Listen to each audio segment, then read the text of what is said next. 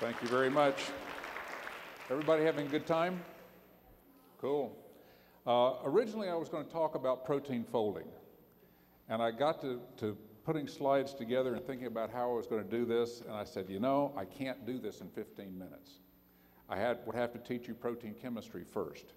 And anyway. So as I was thinking about other cool things I could talk to you about, I decided to give a general talk on bioluminescence. Living organisms that emit light. And so I hope you enjoy this. I'm going to go through a few slides and talk with you about a variety of different organisms that are bioluminescent. So the enzymes are almost always proteins. The enzyme that emits light is referred to as luciferase. Enzymes usually have ASE on the end of the name, like a protease or something of that type.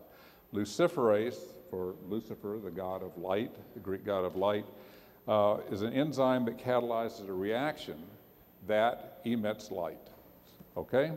Every luciferase from each bioluminescent group of organisms is a different evolutionary product.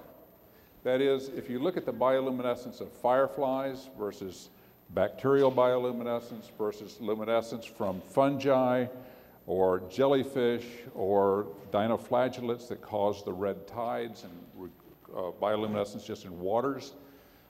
Those are all completely different chemical reactions.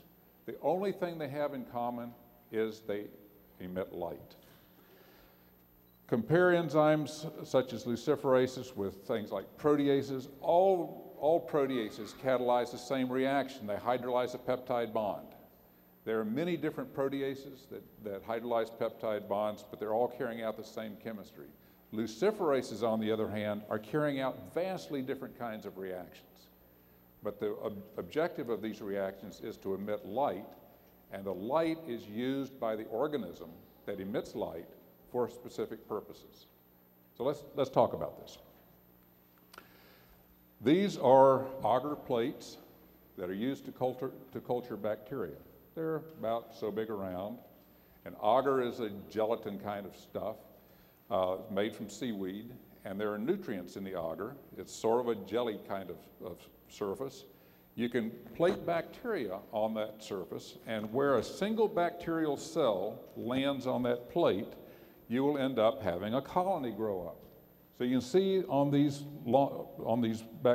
Auger plates, individual colonies that are bacteria. Now this is what it would look like if you were to plate common E. coli on a plate, okay? But these bacteria are somewhat different. If you turn the lights off, that's what you've got, okay? These bacteria, this looks like Dr. Mobasher's stars, right? These aren't galaxies. These are bacterial colonies growing on an Auger plate. Now you can pick the colonies off with a sterile loop, a little piece of wire. You can pick those off and suspend the colony in liquid medium, some sort of a soup that the cells will grow in, and you can grow these bacteria up to large amounts, and it's great to grow these in a big fermenter with 200 liters of media, because when you turn the lights off, looks like an automobile headlight shining out of the observation port in the side of the fermenter. Why do bacteria want to glow? What is the biological reason for bacteria wanting to grow? Well, when the bacteria these are all marine bacteria that emit light. I don't know of any bacteria, well, there are a few that are freshwater bacteria that emit light, but generally it's an ocean phenomenon. The bacteria, when they're free living in the ocean as single cells, don't glow. They're not emitting light. Only when they get into a high cell density do they glow. And this is something very, very interesting. The bacteria are actually talking to each other. They're communicating. When they get into a sufficiently high cell density, they then turn on the genes that end up giving them the bioluminescence characteristic. So it's a way that bacteria have of regulating gene expression as if they were a multi-cell organism just as we are, okay? So bacteria are actually pretty sophisticated characters. These are liquid cultures of bioluminescent bacteria. The one that's on your left are the same culture as was shown on the previous slide. The ones on the right are a variety that's called Y1 because it emits yellow light. It's only one strain of bacteria that's ever been found that emits a different color of light. And this is because of what's called an antenna protein. There's a second protein that accepts the energy from the luciferase and causes emission at a longer wavelength, a yellow light. Now this is an interesting little fish. Can you see him down here? Looks like a little submarine at an angle like that. This is a fish that's called photoblepharon. This photograph was taken in the Gulf of Eilat, an arm of the Red Sea in Israel. This fish is about 10 centimeters long, about like so. And you see this little white patch? That's not the eyeball. That is a light organ. It's a little pouch that goes in the same anatomical bony socket in the head where the eyeball is, but it's right below the eyeball. Now, fish don't have eyelids. Why would a fish need an eyelid? After all, they're in the water, okay? But they do have an organ lid. This organ, this light organ, is filled with bioluminescent bacteria. It's like toothpaste in that organ. And the back of the organ is only about 1 millimeter thick. And the back of that organ is lined with guanine crystals, which are highly reflective. It works like the reflector on the back of an automobile headlight. So when these fish are swimming around in an aquarium, the light is coming out of these organs. It looks like a helicopter with searchlights down. And they go around with the lights on like this, and then they flip up this black skin, this little shutter-like mechanism to cover over the lid so the light goes out. Of course, the bacteria is still glowing, but the light can't get out because it's black skin. And the fish moves very quickly and is over here somewhere. And then they turn the light off again, they're over here. And then they're up here. And so if you're out swimming with these things in a reef at night, wanting to capture them, it's almost impossible because you've got your net and you're going to scoop them up, but they're not there. They're over here, and then they're over here. So they can actually have this light on, which makes them a sitting duck for a predator, but that because of their behavior, they are not caught. Why does a fish want to glow? These fish actually form aggregates in the water of maybe 100 fish. And if you're on the beach looking out at the reef, over the reef, it'll look like a spot of blue-green light in the water. What they do is they attract photopositive plankton up off the reef table toward the light, and then they can eat them. If during the daytime, they're back inside the reef.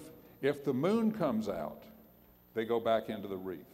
They don't like any ambient light. So that's photoblepharon with the light organ exposed. You can see the eyeball there looking at you. There's one with the light organ exposed, the same fish with the light organ closed. So that's how they control the light. So there's one that made the mistake of jumping out of the aquarium. Now this is a face that only a mother could love. This is a female, this is actually an anglerfish. I was sleepy when I was typing that. It's not an angelfish, it's an anglerfish. Now the anglerfish, the shallow water varieties, the female looks sort of like this, but they've got this thing sticking out of their forehead. It's called an asca, okay? It's actually a little fishing lure. So the female sits on the bottom in shallow waters, if there's a shallow water variety, and she sits there and wiggles her asca. She sort of looks like, she just doesn't move very much, and little fish come up and boom, she eats them, okay? So that's how the anglerfish manages to get their food. The deep sea anglerfish, if she were to sit there and wiggle her asca like this, nobody would see it, right? Wrong. She cultures bioluminescent bacteria in an organ on the end of the asca, so she's got this little blue-green light-emitting thing that's hanging there that she manages.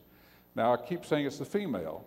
The male is nothing more than a little, tiny little thing. It's basically gonads with fins on it, and his sole job is to fertilize the eggs And he just sort of hangs around the female and eats what the female doesn't bother with, right? So she takes care of feeding him because all she needs him for is fertilizing her eggs anyway. But considering how beautiful she is, I don't know if that matters. Anyway, this is a jellyfish. This is a jellyfish called Victoria, Aquaria Victoria. And this is a bioluminescent, as you can see from the light coming from it. It's a calcium activated protein that emits light when you touch it. If you disturb this thing, you get bright flashes of light that come from it like that, okay? So a completely different kind of reaction. It's a startle response. When something comes up to eat this jellyfish and to take a bite out of it, and it flashes, you can see, you sit there and observe these things from a boat. The predator, the would-be predator, takes off and runs away, okay? Because it's a startle when you see this bright flash of light in your eyes when you're getting ready to, if your hamburger were to flash at you, you'd probably put it down, right? Boy, this didn't come out very well. This is a squid. Can you see it? Can you see the shape of it there? The shallow water varieties of squid have this ink that they eject into the water to hide, so that they can hide. Now, if you're a deep sea squid, if you ejected black ink into the water, who would care, right? Nobody could see it anyway. What the deep sea squid does is to inject two solutions into the water. One is it contains the enzyme luciferase, and the other one has the substrate, the material that the reaction works on. And so it ends up being a bright burst of luminescence in the water where these two chemicals mix. And the squid then runs away. So again, it's a startle type response. And this slide is of the red tide. Have you all heard of red tide? Have you ever heard of it? Red tide is a problem in the shellfish industry. Red tide is because of an organism called a dinoflagellate. One of the most common ones is called Gonialix polyhedra. It's an algal kind of an organism that is in the ocean, and under certain conditions that are not well understood, you'll have what's called a bloom, and the water turns red like this because there are so many dinoflagellates in the water. Now, if you go swimming off the coast in San Diego or someplace, there are always dinoflagellates in the water. And if you go at night and you don't have a flashlight or torch with you in the water, okay, and you can put your face down in the water as you're swimming along and you got people swimming with you, you will see, looks like stars flashing in the water. And those are dinoflagellates that are emitting light, okay? And so when you go scuba diving at night with a buddy diver, your buddy, and never goes by yourself, okay? That's very dangerous to go by yourself. But your buddy diver will look like a human sparkler because as they move, they disturb the dinoflagellates in the water and you can see the outline of the person's body as they're swimming in the water because of the dinoflagellates. The dinoflagellates produce toxins in the water which are collected in the bodies of shellfish like oysters or clams. And the fatty tissue absorbs these compounds and it's a neurotoxin and you can eat it and you get sick. So that's why sometimes there will be a red tide alert and shellfishing is not allowed during a red tide alert because of that. This is just a very small sampling of bioluminescent organisms that I have studied over the course of my career, looking at actually at the luciferases that they produce.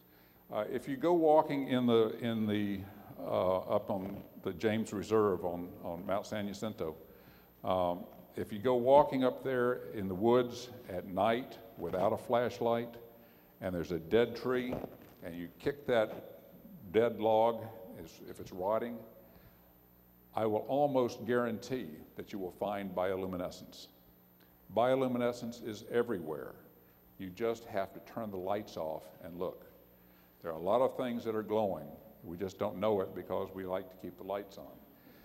A good friend of mine many years ago was going on sabbatical, and he needed someone to take care of his collection of fungi. He studied fungi. And so he called up another friend of mine, a guy named Ken Nielsen, who's on the faculty at University of Southern California now. And he asked Ken to take care of his fungal collection for him while he was going to be away for a while.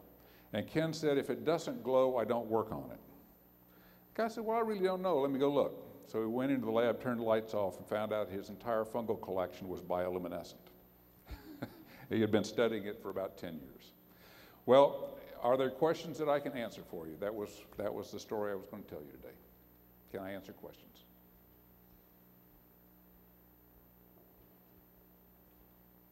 Okay, thank you very much.